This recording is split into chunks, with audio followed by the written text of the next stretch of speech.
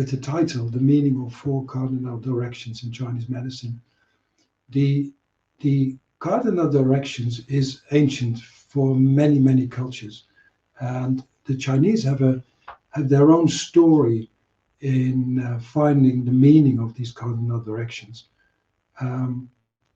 But I will start with the slide which maybe will surprise you a bit, because it doesn't start with seasons, it doesn't start with east, west, north, and so on, but it starts with something else. Maybe you have never seen this before, but this is crucial. I hope today to make clear to you that the cardinal directions are kind of influx, entry points of energy for the earth and for humanity on earth. And so you see here a cross. It's a vertical line and a horizontal line. And on the vertical line, you see it starts in this area, the source of creation. Let me see if I can find a pointer. Yeah, so here you find the source of creation. That I hope to make clear that the north is not a mystical thing, but it is where our energy actually comes from. And on the south part, you see a tuning relationship. That's the way we deal with the world, we communicate with the world, how the impressions of the world enter our system, and how we relate to ourselves and to the world. That is on the south. That's the vertical axis. And that vertical axis is something which is life-giving. It's actually less separate than we think, and we will discuss that later this evening. And on the horizontal plane, you see on the green side, you see guidance and ordering. That says a lot about the creative source on the horizontal plane of existence. That's where we are. The vertical axis is much more something which is inside us, and the horizontal plane is much more a level of how we meet each other, how we communicate. This is the communication from inside to others. This is the communication between people. So we meet on the horizontal plane, but actually our actions inside are from the vertical axis, how we relate to ourselves. So on the green side, you see guidance and ordering, and we will elaborate on that. But that means that there is a certain power of energy on the east side which says something about how our energy is guided through our life. And on the other side, you see self-knowledge. So on the west side, you see in white, you see self-knowledge. And we will discuss also the west side, why it has to do with self-knowledge and why it is so important. Now, the story I want to tell you are two stories first. One is of Shangdi and one is of Pangu. And Shangdi is called the Heavenly Emperor. And it is from the Shang dynasty. And at that moment in time, Shangdi was a heavenly emperor. He lived on the North Pole Star, the center of the universe. But he was mostly seen as a being who guided and guarded people on Earth. And so when there were fights to do, or there was something with the harvest or anything, he was given offers, sacrifices. So the how do you call it? The harvest was good, or they could conquer other people, and so that was more or less the relationship. But later in the next era, when the Zhou dynasty started, Shangdi gave, as it were, his mandate to the emperor. So there was the mandate of heaven given to the emperor. And that made a big difference, because it meant that the emperor of China was the earthly ambassador of heaven. And of course, he was not always the great man, and there were a lot of wars, battles, and so on. But he should guide and guard his country according to heavenly laws. Now, before we go into that, the story goes as follows. Shangdi lives somewhere in the North Pole Star, and you see the big bear or the ladle, the 7 stars. That's called the chariot of Shangdi. And Shangdi, there was nothing yet, only that where he lived. And then he decided that the yang root and the yin root started to breathe again. So they started to breathe and they met each other into a circle, and the world was created within. So we have a limited space in which the world lives and where humanity lives. And on top of that, there is the yang root, and below there's the yin root. And so there's a world created of yin and yang meeting and merging together. And on the slide, you see that you have stars and we have planets and we have the sun and the moon. And these are the basic principles of the 4 cardinal directions of Shangdi. And there is a big difference between planets, stars, and the sun and the moon. When we look at the sun rises in the east and sets in the west, and makes every day the same movement. It's stable. It's predictable, and it's similar with the stars. The stars, they go all around the North Pole Star. For the southern hemisphere, it's a bit different. I'm sorry I can't cover that subject today.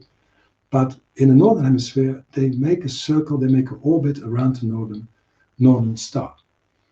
And that's also quite predictable and understandable. But the Chinese also saw planets and the moon, and they change every day. The moon was different every day, it became smaller or bigger, and the light of the planets, they changed, and the position changed every day. And sometimes, like Venus was called the morning star, and then there was the evening star because you could only see it in the evening. And a few months later, it was only seen in the morning. So that were more the changeable heavenly bodies. And they were yin, like humanity and humans, and the earth is yin. That changes constantly. And the yang is actually predictable, it's strong, it's how it should be. So yang and yin, they were on top and below, and from there we'll see that the 5 elements, the wuxing, appeared. But there's always a yang root and a yin root, and they meet together in the center. Let me go back to the slide. Here you see the Xiao Yin, the planets, the Tai Yin, the moon, Xiao Yang, the stars, and Tai Yang, the sun. And here you see the duograms with it. Now from here, you see here the yin and yang when they meet. Yeah? And from here, you see that Shangdi had 5, originally first 4, 5 deities, kind of like manifested godlike creatures, and they guided the world for Shangdi, the heavenly emperor. And in the center, you see Huangdi. Huangdi is of much later date, but during the years of Chinese philosophy, people created stories and they gave it to the past. Like, for instance, we know, maybe all we know, the legendary person or sage or wise man, Fu Xi. But a lot of what is made by Fu Xi actually is invented after what we call after Christ. And so it was given to the sage from the past. And so Huangdi was given the central position in these deities. And it is said, for instance, that Huangdi, when he died, he became a dragon and he ascended to Shangdi, and yin and yang, the ambassador of earth and the ambassador of heaven, came together and they merged again. And so he was an enlightened person. Let's see further. So He was called the four-faced deity, the Yellow Emperor. And so he looks from the center, from this merging of yin and yang. This is the material world. He looks to the east, he looks to the south, he looks to the west and the north. And here we see some beautiful things happening. The deity of the east is the green heaven, the green azure heaven, but he is related to the green azure dragon. And the green azure dragon is very special. The dragon in Chinese is not a dragon as we know it here from the West. The dragon in the West, he likes virgins, he likes gold, he wants to have everything. He's very greedy. A dragon in the East is a mystical animal which can fly to the sky without wings, and he can go down to the earth again. So he can move between heaven and earth without wings. So he's a very mystical being, and his breath creates life. So from the east, there is Shangdi and there is Qingdi, that's the deity or deity from the east. There is the green azure dragon who created life. And so that gives fertility and creative power. In the West, we see the white tiger. The white tiger is a very strong animal, and it protects the inside. It's the energy of humanity, of humans, which protects all the energy with inside. So it needs to have his eyes on the outside to see what's going on, but he brings the energy inside. And so therefore it's written as internalization, because he knows what's inside. It gives strength inside as long as you are protected. So this is what we have called later in life something like Zhen Qi, is that we have enough energy to protect ourselves against pathogenic factors. It's not only the protection, but it is also strengthening the inside, and then you are protected. So it is the instinctive force of survival. So this is the East and the West. This is how the humanity lives. And in the vertical axis, we see in the south, we see the red vermilion bird. Vermilion is a color which comes from cinnabar. And cinnabar is used in alchemy to transform metal and gold, but also transform human beings into beings that live forever as spiritual beings. It's a transformative kind of color.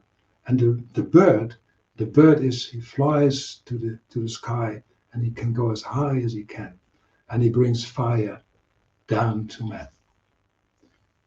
And in the north, we find three, not only animals, two animals and one person: the tortoise, the snake, and the dark warrior.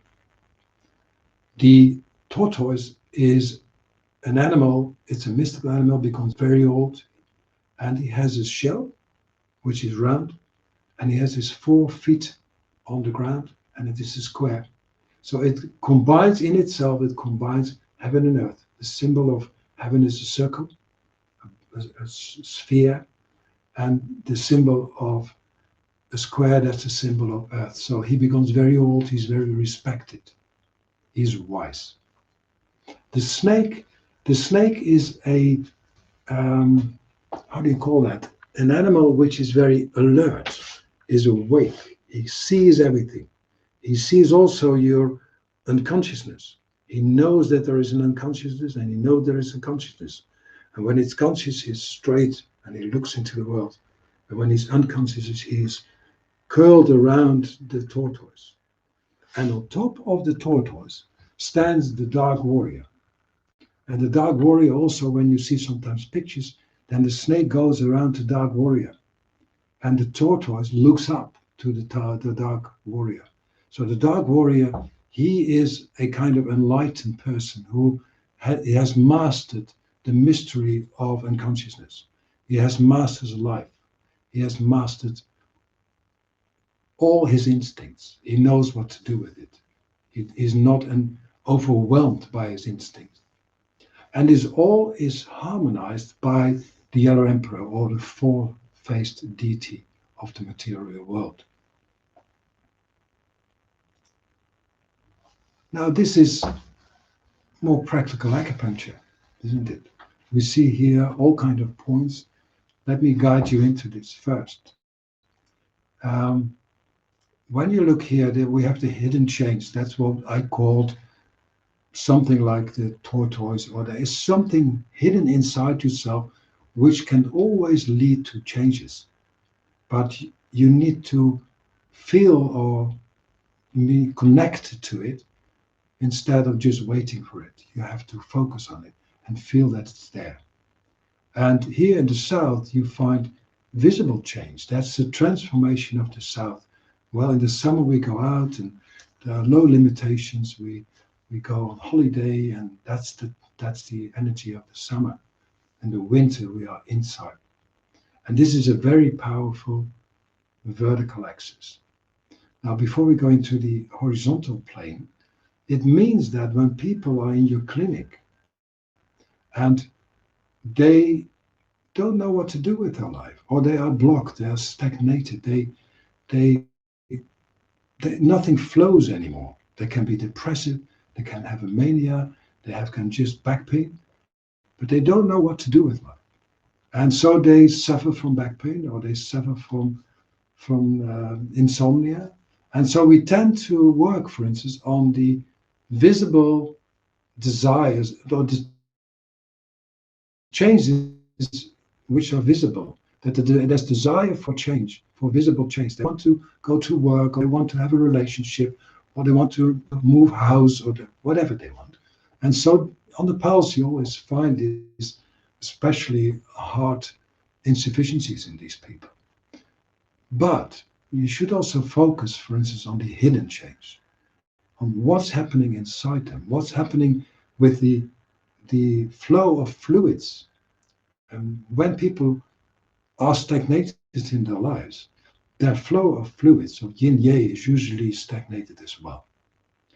And these points, like gallbladder 43, is called, if you translate it, narrow raven. So the water flows very fast, but it's very narrow. So when you open that point, and then there is the possibility that people come in contact, where is their blockage hidden inside?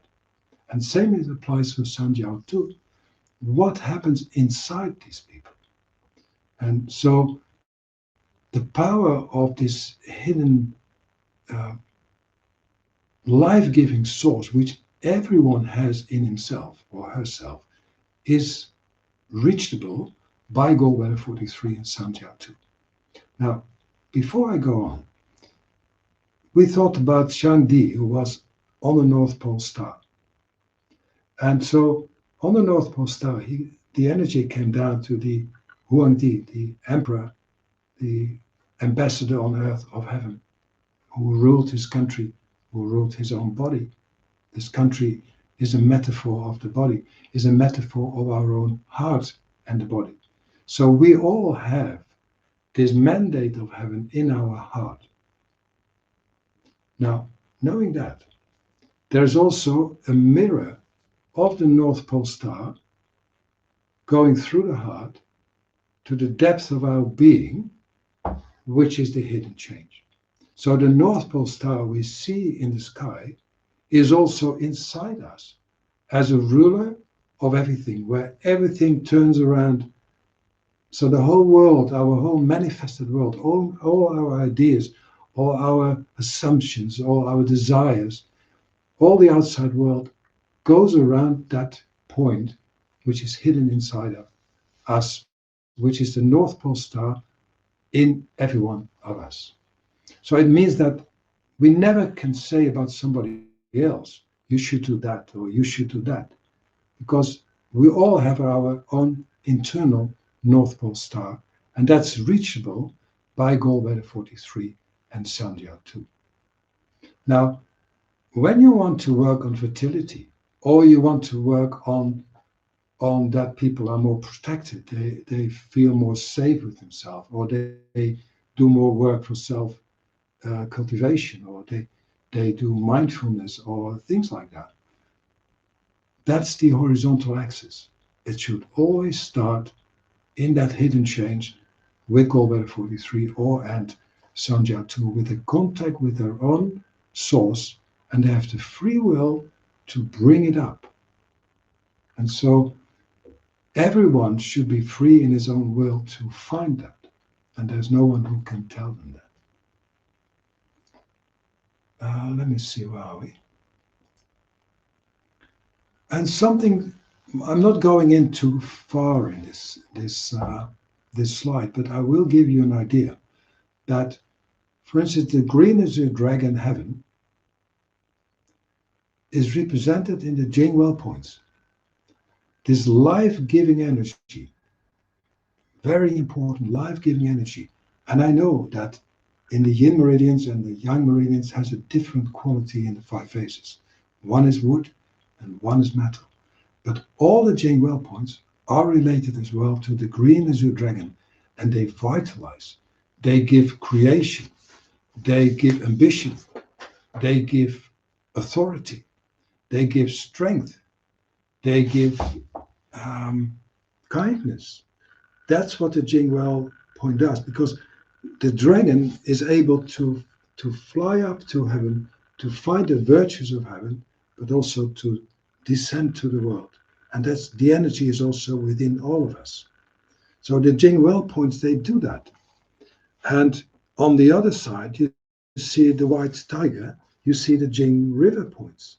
And in the top, you find the Yin spring point with the red vermilion bird. Yeah. So let's start with the Yin spring point. The Yin spring points, remember this bird who also flies to heaven, it gives inspiration. It makes contact with your passion. It gives, how do you call it, a duality between people, because it's me and it is the world. So it gives diversity and a feeling of being awake of yourself and of others. So all Yin spring point do that. And so on the west side, you find the tiger. The tiger was protecting against the world, the pathogenic factors, but also cultivating the inside. So when people suffer from the world, they are overworked, they're burnout, or they don't know what to do with their life. And you can see that there is no introspection, no insight, no introversion. Then Jing River points can be very useful, because Jing River points, they separate what is useful and what is useless. And no matter what Jing River points, so you can find in the pulse, you can find meridians where you say, gosh, this meridian is very weak. Doesn't matter which one. And then the Jing River point helps them to discriminate what is useful, what is useless, so they can recuperate, they can be stronger. That's what the white tiger does. The white tiger protects against the outside world, but it also strengthens the inside world. That's what the Jing River points do. The dark warrior, that's the mystical one in the north, the Haze Sea points. The Haze Sea points make contact with a hidden life inside yourself. So again, when people are stuck in their life, or they are stuck in their body, they don't know how to move anymore, they have an acute back pain, then Haze Sea points, they are open for treatment and to bring them back to themselves. And I advise you strongly, when you do a treatment like that, and you take, for instance, Hearts Free or Letter 40 or something like that, to leave them alone, not to speak to them, just to wait and for at least 10 minutes and ask them just to close their eyes and be on their own so they can make contact with themselves. Now this is another picture. This is not Pangu. but I like the picture very much. This is a real picture I took in Australia on one of the beaches. And when I saw that, I thought, that's Pangu. Pangu is a being. He's called the god of creation, and it's actually a myth. And they don't know how old that myth is. If it is from after Christ or before Christ, they actually don't know. There are many stories about it, and even there are many myths about it. But the story goes as follows. So once upon a time, actually, there was no time yet. Actually, there was only chaos. So there was just a soup of chaos. And it took 18,000 years. That was the beginning of time. That's the myth. 18,000 years that within that chaos, there became an egg. There was an egg, and within that egg, there were the forces of yin and yang. And there was a little creature, Pangu. And Pangu was a little creature with sometimes only leaves on his skin. And some people say he had the skin of a bear, and he had a hammer and a sizzle that he could make things with that. And so at a certain moment, the egg broke open. The yin came free, the yang came free. And Pangu took the yin and brought it downwards. And the solid things went down.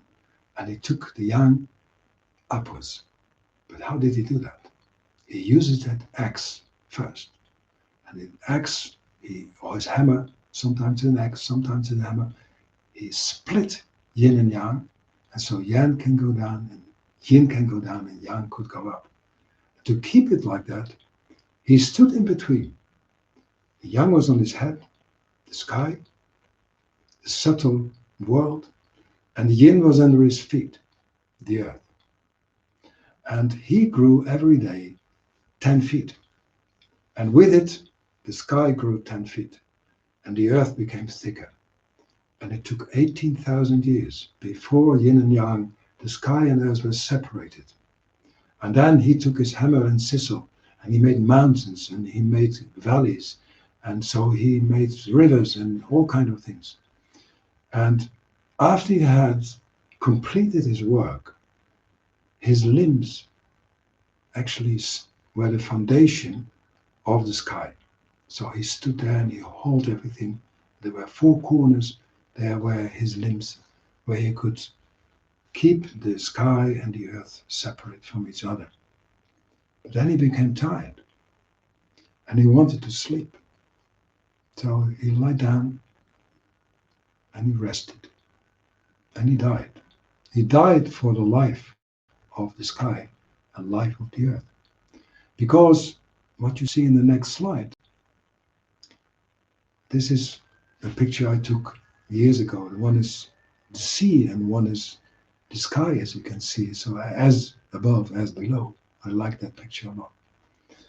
But what you can see here, that when he died and the last breath, that became wind and clouds. And his voice became the thunder. And his eyes became the sun and the moon. His left eye became the sun and the right eye became the moon, and so on. And so the whole world was made and animated by what was a dwarf and became a giant by his body. His body became the earth. And some stories, they tell that the insects and the little animals in his skin became human beings. But there's another story where it says that after he died and his blood was in the rivers and there was rain from his sweat and there were metals and animals and so on, there was a female principal. And that female principal went to the Yellow River and took some clay and she molded humans. Lots of humans. She was a creature with a face of humans, but she had an animal body. But she made humans like her face. And so more and more humans came, and she taught the humans to procreate, and more humans came. But after a time, suddenly there was a fight. There was a fight from the ghost of the south, the fire, and the ghost of the north, the water. And they started to fight.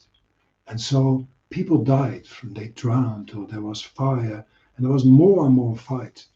And so much that the water ghost, they lost.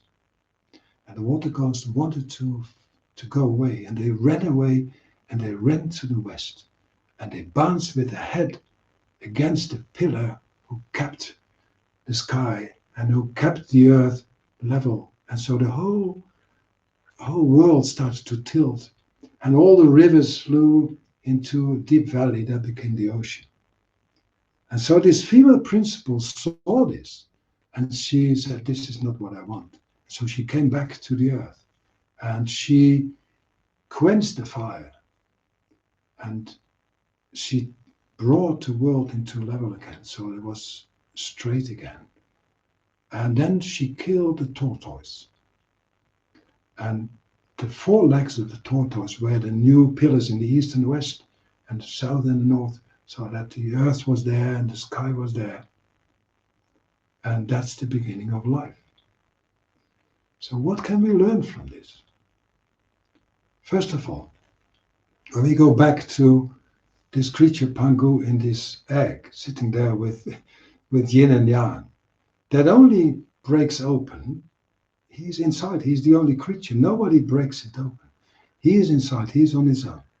So he grew and grew and grew, and suddenly he felt the circumference of the egg, and he was like tightly closed in the egg with yin and yang. And how can it break open?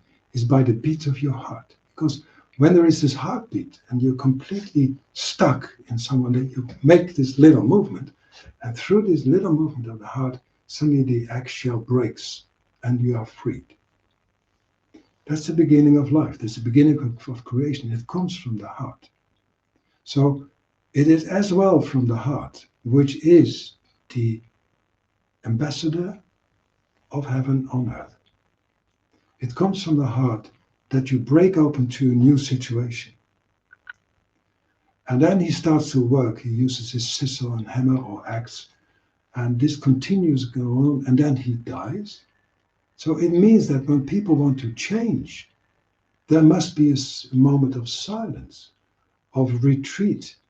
You can't change completely, really from inside, from doing things, from acting out, but you can retreat and fall asleep and internalize your energy, and then change can come and new life can come.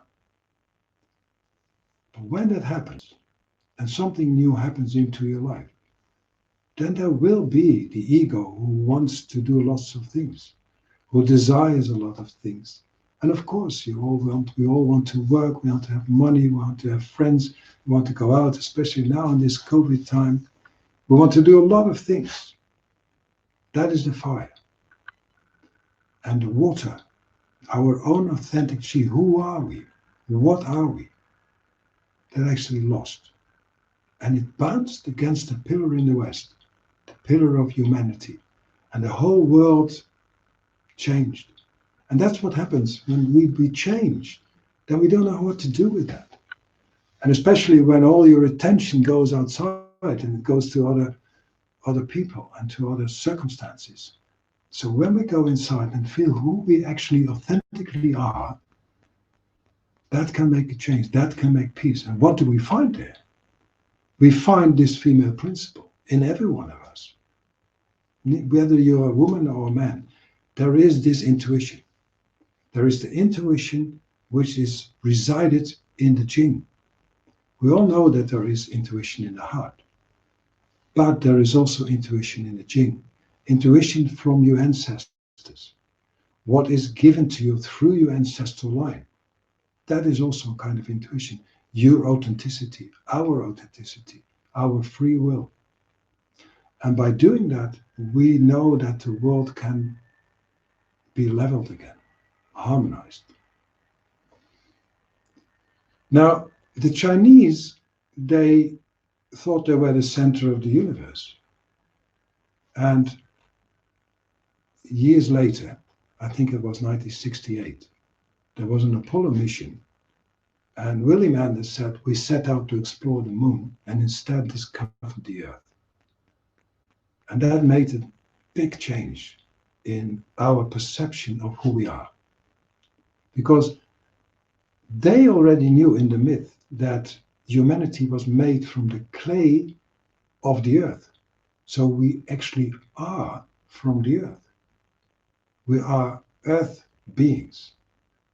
But we still thought there is a lot outside. But we never saw this picture. This meant in our consciousness that we suddenly could look at ourselves. That there were people, there were pictures made like this picture, where we could see humanity as one. And there were many, many worlds, many more planets, many more stars. And so that made, and I'm not going into that, but it's a very specific moment in history where humanity changed, and that we changed from individuality into a collective consciousness. And this is one of the, not one of the reasons, you can say that, but this is also a reason why we discuss a subject like this, because when we collectively practice our own authenticity and our own free will, that will affect many people in the world, not only ourselves. Now, this is the story of Pangu and the story of Shangdi. 2,000 years before Christ, I think, there was a legendary Emperor Yu, who wrote the Great Plan, it's called. And here we see something of the 5 phases. The 5 phases, as we see it here, water is to soak and descend, and fire is to blaze and ascend, and wood is to crook and straight. That's very ancient. This is, and there are many more translations of this text. But there is something, when you look at this, you see the winter and the springtime and the summertime and the autumn. That's the way we know how it develops. But the beauty of this story is something different. It doesn't go in this line. It starts with this. This is called the Hotu. Again, relates to the Yellow River. They say that this picture was seen on the back of a tortoise coming out of the river, and it was seen by Fuxi. If that is true, I'm not sure, but it's given to him as the most wise person or sage in China. And what you see here is these 5 in the center. It reminds me of these 5 heavens with the center, 4 heavens in the center. But it starts here in the north with 1 dot, 1 white dot, which is yang. And then there are 2 dots, yin dots, they are yin. And there are 3 dots, yang, and 4 dots, yin. Now, it means that this is also a picture of the beginning of life on Earth. It is said when yin and yang interact, moisture runs downwards. So remember the story of Pangu, yin and yang interact, or remember the story of Shangdi, where yin and yang come together. And so when yin and yang interact, moisture runs down. That is the beginning of the North Pole Star. That's where the qi goes to. That's our authentic qi. That is the Jing qi we receive when we are conceived. And after moisture, there is this water kind of moisture. Heat rises up. So this is seen as a succession of events, but it is actually the same moment. The moisture immediately has warmed. So 1 and 2 are actually created together. And from that moisture and warmth, from there is generated growth. That's the number 3. So 1, 2, 3 is something which is not seen as different numbers. They are together. There is a trinity of energy. When there is 1, there is immediately 2. When there is moisture, there's immediately warmth. There's immediately growth. Jing Shi Shen. Heaven, earth, man. All these kind of trinities, they relate to the numbers 1, 2, and 3. So when 1 was there was 2, warmth. There was 3 in the east, and that's the beginning of life on earth. So there's first the vertical axis, and then there is the horizontal axis. It coincides with the sunrise. And then there is the number 4 in the west. That's where all these subtle energies, they coagulate, they become more solid, they become more visible for us. So you find, you find on this picture, you find water, moisture, heat, fire, growth, wood, and here you find metal. So everything became more solid and was cold. And from here we have the 4 seasons, for instance, with the 1 in the center. So the metal, the relationship between yourself, inside, outside, between yourself and the world, is only possible when there is separation. We can only integrate things when there is first separation. And that's what metal does. It separates our own ego, our own self, from the world. And so the interaction can come after things are separated. And so this solidification of the subtle energies was the beginning of humanity and the beginning of chi in humanity, of the flow of chi in humanity. And the center you find is earth. It harmonizes the whole cycle. I'm not going to talk about the other numbers, and I go very quickly through this picture of the whole two. But I hope you get the idea of what it means. But how do we see this in clinic? The stomach energy, which is in the center, it's the earth, it's harmonizing energy, guides all the other energies. So in the winter, water is soak and descent, is to soak and descent. So in the winter, the stomach energy, which is normally a little bit superficial, slightly thick and short when you feel the pulse, went inside. So in the winter, when you feel the stomach chi, you think maybe, gosh, it's insufficient. But it should be a bit inside. It should be kind of enveloped. While in the summer, it's much more resonating and much more external, much more yang. And in the springtime, it's like a string of a musical instrument, they say. It makes a little sound, ding, it's like vibrating, but not as in the summer, and it's really up. So it's a little tight, not really tight, but tightish, you could say. That's normal for the stomach, and it guides the other energies. And in the autumn, the stomach chi should be a bit small and thin and soft, and it goes a bit inside, and that's called feeble, so it's more softer inside. That's normal for the stomach energy to guide this process. So when people, for instance, don't have, let's say in the south, in the summer, they don't have this strong resonance of the stomach energy, it is still soft and it is maybe a bit inside, you can expect diseases because they can't cope with the heat. The energy stays inside. Or when you find, for instance, in the wintertime, there's this strong energy of the stomach. It means there's too much heat in the stomach. And the energy is not stored in the winter. And we need the storage of energy in the winter because you need that energy in the springtime to support growth. So then when you come through the winter and you don't have the warmth, or you have too much warmth because there is too much energy of the stomach, so there is less storage, but on the other hand, there is also too much heat. So you can expect in the springtime, you can expect fevers because the heat gives fevers when the growth started.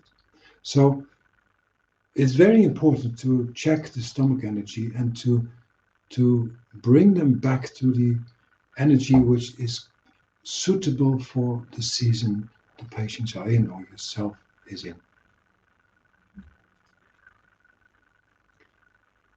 The North Pole Star in a very weird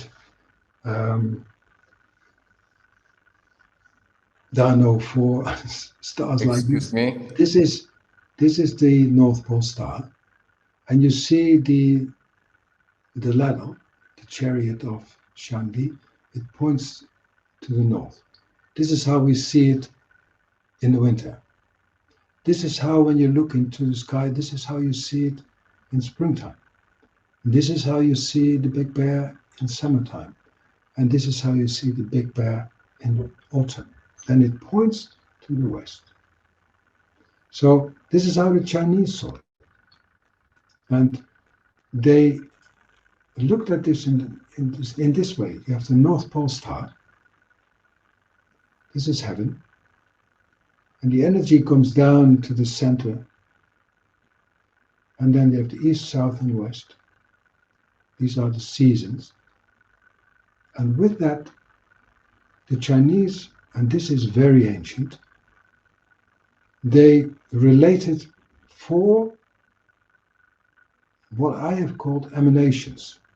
Some people call it virtues. Some people call it phases of heaven.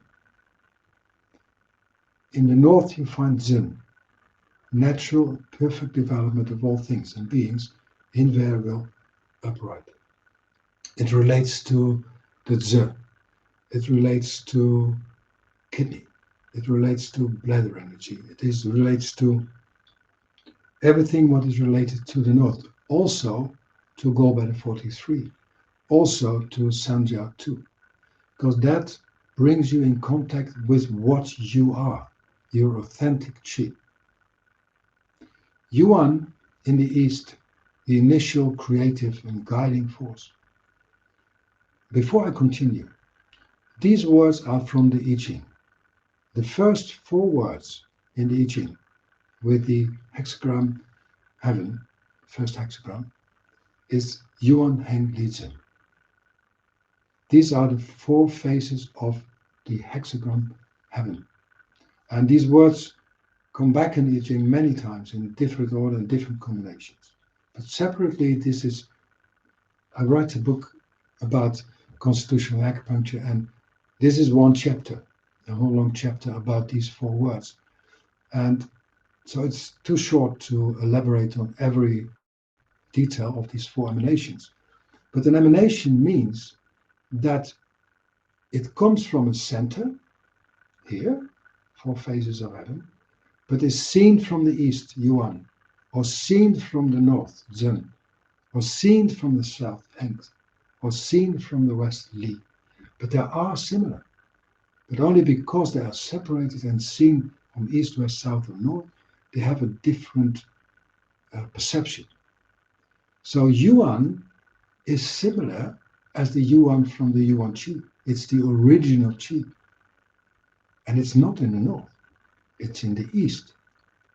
It guides everything on earth of humanity.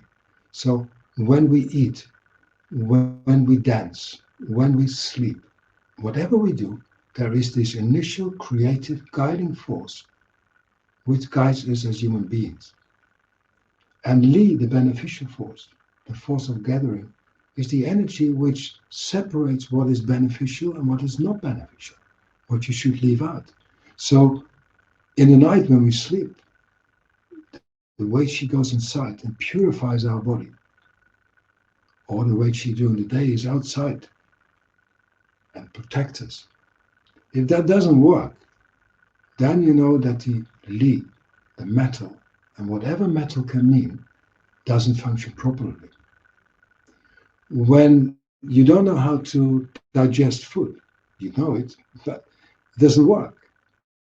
You get diarrhea because you're not able to digest it anymore. Celiac, or you have Crohn's disease or anything, you don't digest the food anymore.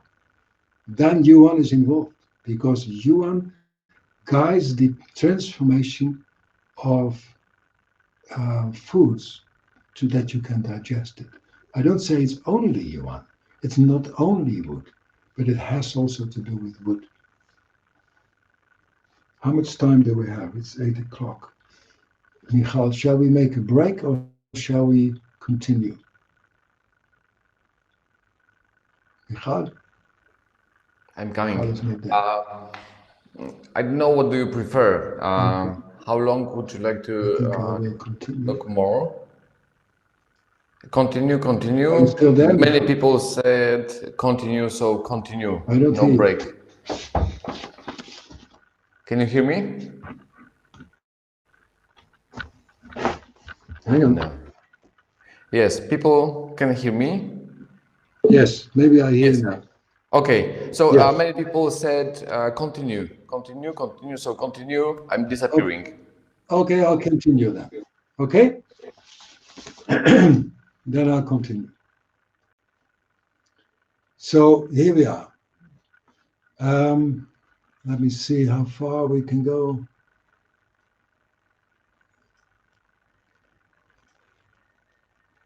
Let's stay here. I didn't say so much about heng. Heng is one of the most difficult words to translate.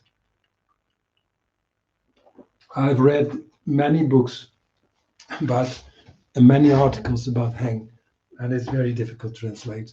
Um, but this translation is partly my responsibility, partly what I received from my teachers.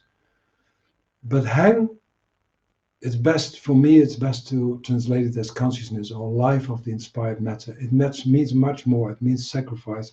It means completeness. Completeness. It means determination. It means many things. But it is also that life inspires matter. That's what the Shen does. The Yuan Shen, the original Shen, is related to heng. The Wu Shen, the five Shen, are related to heng. And of course, the Wu Shen, you have the Hun and the Po and the Zhe and the Yi and the Hard Shen. There are separate parties, separate details of the Shen in this world. And the Yuan Shen is still this unification of inspired matter. That's the origin of heng. And I think personally, when we think about our authentic chi, in our authentic chi, in, for instance, the Jing Chi, we came together when we were conceived, there is the seed of love. And I had a long discussion once with Leon Hammer, and we actually agreed with each other that love is actually something which is in the water. This makes everybody alive. Not love as loving someone, but the love of creation, the love of life, of chi, that is within the chi. So love resides in the water, but it is expressed at the same time through our heart, our consciousness, the way we talk. It gives us liberty. So the heart itself is also love, but it's the way it is expressed. But the origin of love is within the in the water. Now, this is important because we said that the north and the south actually are not separate. They actually are one. The energy of the north, related, for instance, to the uterus, to the bladder, to the lower burner. What has it to do with the fire, with the heart? Well, everything. Because menstruation, for instance, or when we have sex, the heart energy goes down to the uterus, or goes down to the lower burner, goes down to the sexual organs to make them work. So without the energy of the fire going down, and without the energy of water going up to protect the heart, we wouldn't be alive. So when the heart is affected, then the energy of zhen, the invariable upright chi, your authenticity, who you are, can protect the heart. And when we procreate, or when we, as women, have menstruation, the heart chi should be able to go down to meet the lower burner. And so there are points to bring the energy down to the lower burner, like heart 3 or heart 7.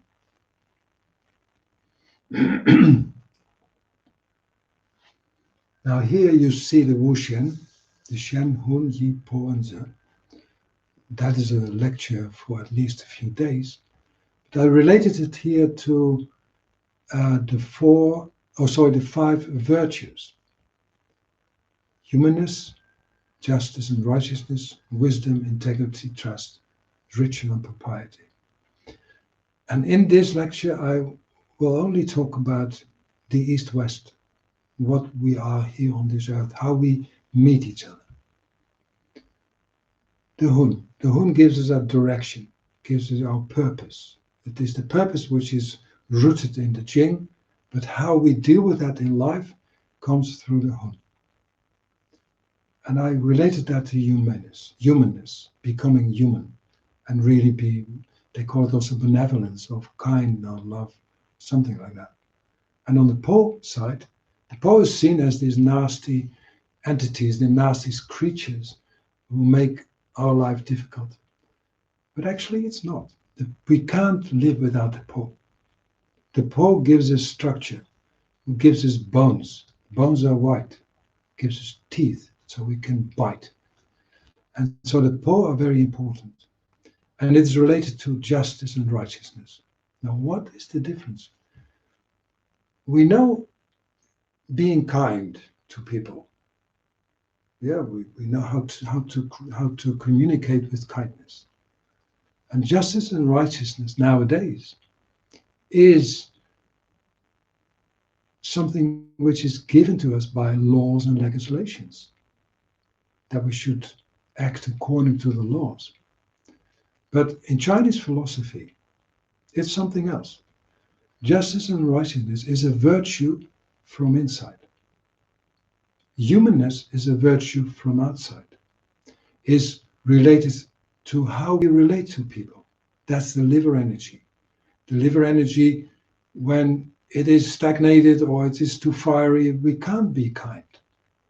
And when the liver energy is too strong, it makes a lot of wei qi and it attacks people. And we are very alert. And we are over alert and irritated or full of passion or all these things. So a calm liver, a calm Hun, makes people more kind. And the Po, what gives us structure, also gives us an inner understanding of what's right and wrong. It's the entrance to some truth inside. And that's important because the lungs will store the Po. They are very important nowadays during this COVID crisis because it attacks the qi. The COVID crisis attacks first the middle jiao, the spleen area, the integrity and trust we have, the yi, our intentions. It attacks the middle jiao. But when it proceeds, it attacks the lungs and with it, the flow of qi. So what happens is that the qi gets stagnated or is harmed or becomes insufficient. And the more we know that, the more we know that we maybe can do something about it. And it first starts with not with giving guilt to people or following only righteousness and justice from what people tell us to do, but to feel inside whatever it is, what is right and what is wrong with your own values. And I don't think it's right to transfer that other people should do the same, but only to feel what is right to yourself and live accordingly. That is that strengthens the pole. Now, for instance, lung 7 and lung 9. Lung 7 brings your emotion out, and lung 9 brings the energy inside. So when you combine this treatment, it takes care of your emotional turbulence to bring it outside, but on the other hand, it brings the energy in to come in contact with your own values of justice and righteousness. But that is only possible, this treatment, when integrity and trust, Yi and earth, is strong enough. Because from here, from the center, we have these 4 emanations. So when the center is not working well, then the 4 emanations don't work well. So the last part of this lecture, I would like to share with you this picture. And then we will probably end. I will go quickly through it. But first of all, in the center of this picture, you see stomach 42 and spleen 3. Well-known points. Spleen 3 is Tai Bai. Yeah, it's the white, the great white, it's called. And that is related to Venus. Venus is called the great white. It's very bright planet. And Venus is sometimes the morning star, and sometimes it's the evening star, because it's very close to the sun. So when the sun sets, then after that, Venus sets. Or before the sun rises, first Venus rises. So it's the morning star or the evening star. And so the bright light on the evening and the east and the west, spleen 3 keeps the center. So it brings you to the center. It brings you to yourself. And stomach 42 is Chong Yang. So it's the arousing chi of Yang. So what does it have to do with the center? Because stomach 42 is, I think, the most powerful human source points we know. And it guides us through everything. It brings you back to your origin, first of all, but it is Yang. So how can we bring calmness? Because it's also the exit point. So when you needle stomach 42 in the direction of the flow of chi, in the direction of spleen 1, and you turn it clockwise, it brings the energy to the spleen. So it calms the whole body by bringing it to spleen. The other points, like spleen 4, spleen 20, spleen 21, spleen 25, and spleen 12, they are put here in the directions, like in the north, in the east, and the south, and the west. But they actually belong to the center because they are stomach and spleen points, and they belong to the center which emanates to the different directions. Now, spleen 12, related to the north, it tonifies yin. And you use this point, it's a rushing gate, yeah, Chongmen. So the really energy of yin can come out. When a person is stuck in mind or spirit, they're ready to move on but can't. You can't apply that always when people are stuck. You have to see, where does it come from? It means that there is stuckness of yin in that north. He is not in contact with his own authentic chi. You will see that it's also possible with the west. But in this case, when people are stuck in their mind and spirit because they have no contact with their authentic chi, and you could use gallbladder 43, you could use Sanjiao too, but you can also use spleen 12 to bring them in contact with themselves. And for instance, you can see this point is applicable when people have problems with breastfeeding or mastitis. And I've treated many people, women, who had this mastitis, for instance, and nearly always they felt overwhelmed by the birth of their baby. They didn't know anymore who and where they were in the world. And by spleen 2, it brings them back to themselves. And so the whole process becomes more calm.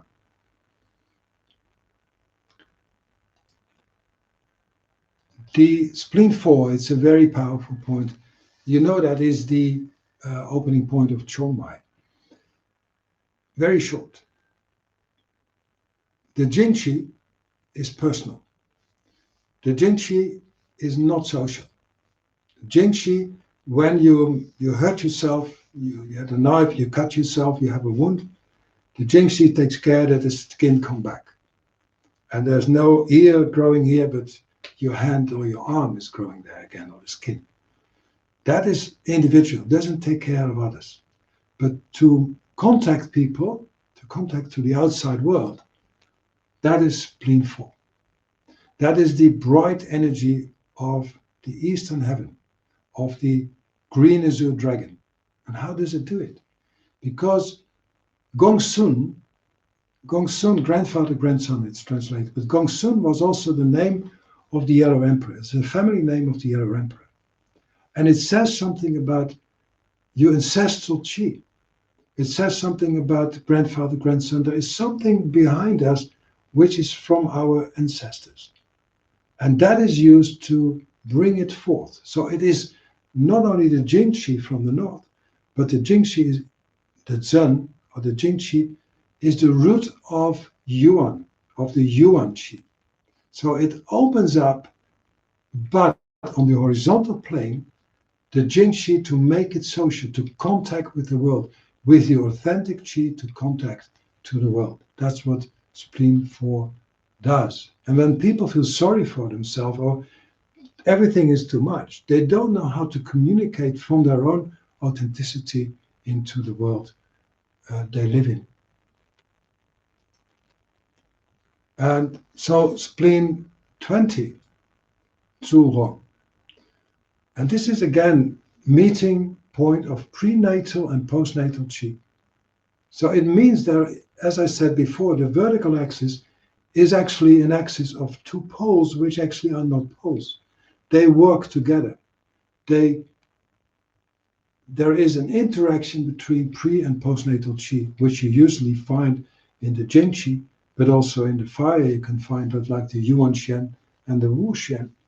And you can find it in the stomach chi and the spleen chi, which is postnatal, and the kidney chi is prenatal. But that all comes together from that center to the south. What do we do with that? How do we act with that pre and postnatal chi? And so this is one of the points you can use also in COVID. Because people don't feel safe anymore. They don't feel enveloped. They don't feel protected anymore. Their chi is not running. And spleen 20 moves the energy to the lungs.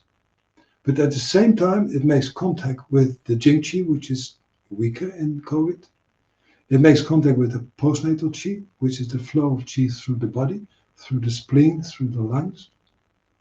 And it gives compassion, so that it calms them down. So it's a very powerful point to use when people have COVID-19. Stomach 25, again, it comes from the center, but it's now on the west side in relation to Po. What does stomach 25 do? It brings yang into the body. So when there's irritation or anxiety or overexcitement, you can think about liver, you can think about heart, many other channels you can think of. But when it goes together with all kinds of large intestine problems or other intestinal problems, then, and there's a lot of yang on the outside, like yang behavior, like mania, as I said, or there's a lot of heat or phlegm fire or things like that, then you can tune in to the inside. Tune in, who are you? What are you? Where is your self-reflection? And give them calmness, because usually these people are overexcited by the outside world and they don't any know more how to contact themselves. And stomach 25 is a good point to do that. And then the last point for today is spleen 21. The great Luo point is also related to the West, also related to the Po and justice and righteousness. Great Luo point is a point which is the bridge between the outside world and the inside world, between the body and the self. It's the great regulator of what do we do with this world? What is my position? And it helps you, it's on the horizontal plane, it helps you to know yourself. And it comes through warmth, through being enveloped. It gives strength, it gives calmness. So when people are emotional, stressed, then spleen 21 is a good point, not to calm them down only, but to make them having contact with their self. Now, there's much more to say about the four cardinal directions. And I know I went very quickly through a lot of theory, but I still hope that you got something out of it. And I'm really grateful that you all were here, so many people to share this community. I have one more slide I want to show you. This is a picture from the southern hemisphere, not from the northern hemisphere. And this is what the Chinese saw and derived all their philosophy and all their theory, what we use every day as acupuncturists. So thank you for being here. Thank you for all your patience, going so quickly through all these slides. I hope you enjoyed it, and I hope to see you again soon. And maybe that's good to say. Today there's a release of 2 videos made in Australia. This picture is made in Australia. One is on facial and post-diagnosis, another one is on pediatrics. And they are available. You can find them on my site. And we will have other